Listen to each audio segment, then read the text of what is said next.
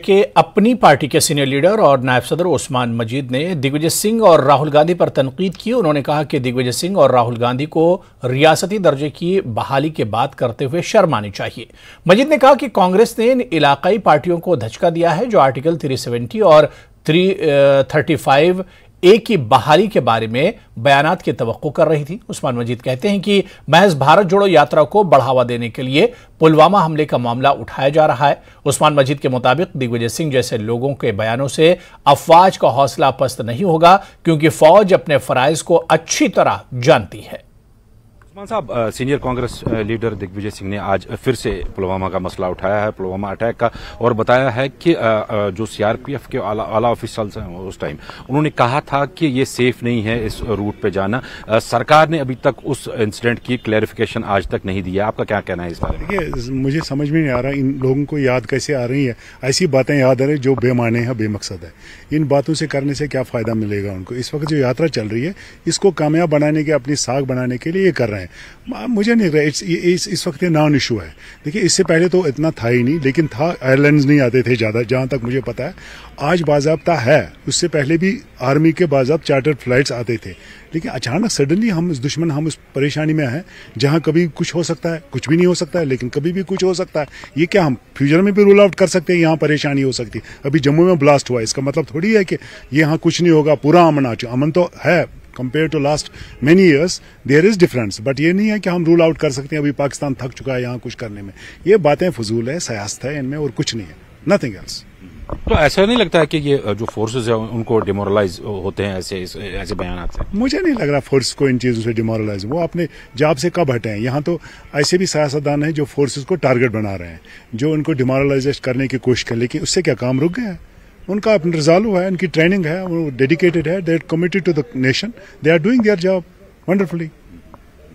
राहुल गांधी का कहना है कि यहाँ लोगों की मांग है, स्टेटहुड जो उनसे छीनी गई बीजेपी सरकार की तरफ से, वो वापस लौटा देंगे वो राहुल गांधी। आपका क्या कहना है इस बारे में? क्या बात है, क्या बात! राहुल जी ने बहुत जबरदस्त बात की है। कल तक वो लोग कह रहे थे, उनकी पार्टी कह रही थी हम 370 को रेस्टोर करें। हम तो इस इंतजार में बैठे हैं, जैसे पीएजीडी वगैरह इनके साथ मिली हुई है अभी इस भारत जोड़ो यात्रा में।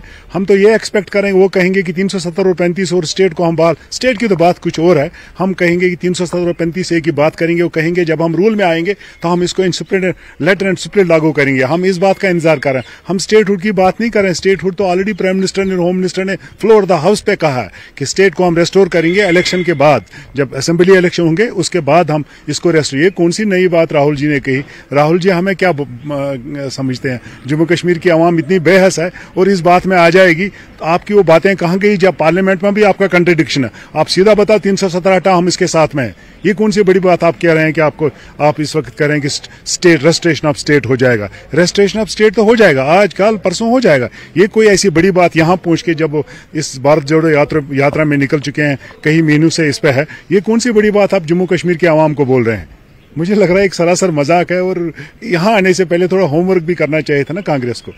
थोड़ा बहुत ये भी जानना चाहेंगे आपसे, जो रीजनल पार्टीज हमने देखी, चाहे नेशनल कॉन्फ्रेंस की बात करें या पीडीपी की बात करें, काफी बढ़ चढ़ के हिस्सा ले रहे हैं इस भारत जोड़ो यात्रा में। आपका क्या कहना है इस बार? मुझे लग रहा है अब उनका तुक नहीं बनता इस यात्रा का हिस्सा बनने में। अब किस मुंह से वो बताएंगे? कल तक तो वही कह रहे थे कि 370 और 35 को हम बहाल करेंगे, इसी वजह से शायद आज ने इस यात्रा को किया। अब करारा जवाब उनको राहुल जी ने दिया, कांग्रेस ने दिया कि हमें 370 हुआ है, हम बीजेपी के साथ हैं। जो बीजेपी ने किया उसके साथ हैं, जो उनने खुद भी किया है, क्योंकि उन्होंने भी 50-60 साल में तो उन्होंने भी इसको जख्म पहुंचाया 370 में, इसको तो इंडोर्स करके चले गए। आज कहते हैं इसका मतलब उस एजेंडा में ये सब दोनों सेम है। अब ये जवाब, करारा जवाब पीएजीडी को है, नेशनल कॉन्फ्रेंस को है, या जो भी बाकी पीडीपी है या बाकी पार्टियां उनके साथ दे रहे हैं। अब वो क्या बताएंगे लोगों को, जम्मू कश्मीर के आवाम को, कि हम स्टेट के लिए लड़ रहे हैं? ये तो बड़े अफसोस की बात है।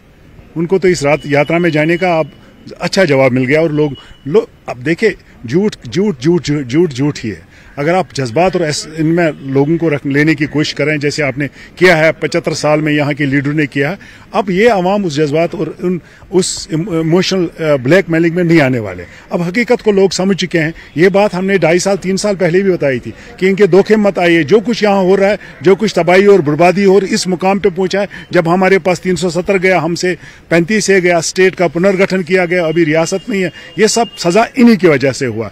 पता नहीं और क्या सजा की ये सोच रहे हैं और ऐसे चीजें और ऐसे जज्बात में लोगों को रख रहे हैं। न्यूज़ 18 से बात करने का शुक्रिया।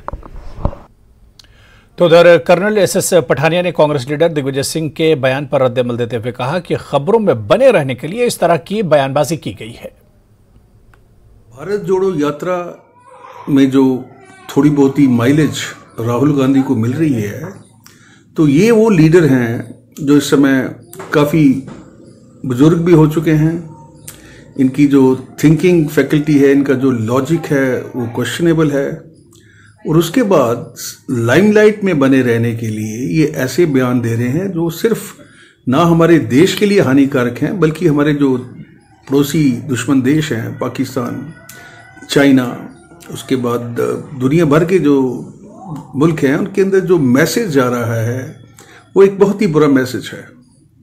तो मैं दरख्वास्त करूंगा ना सिर्फ दिग्विजय सिंह जी से, बल्कि कांग्रेस के दूसरे लोगों से कि अपने जो क्रेडेंशियल्स हैं उनको प्रूव करें। कोई भी ऐसा स्टेटमेंट ना दें जिससे इंटरनेशनल कम्युनिटी में या हमारे देश के अंदर किसी किस्म की डिवाइसिव पॉलिटिक्स जो है वो हो सके, और हमारे देश की जो साख बनी हुई है, जो लगातार बढ़ती जा रही है, उसके ऊपर कोई भी दगा ना आए।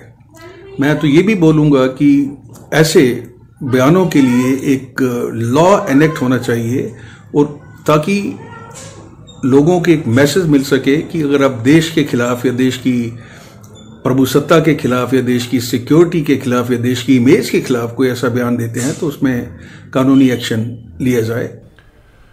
चलिए यहां पर रुकेंगे फिलहाल छोटे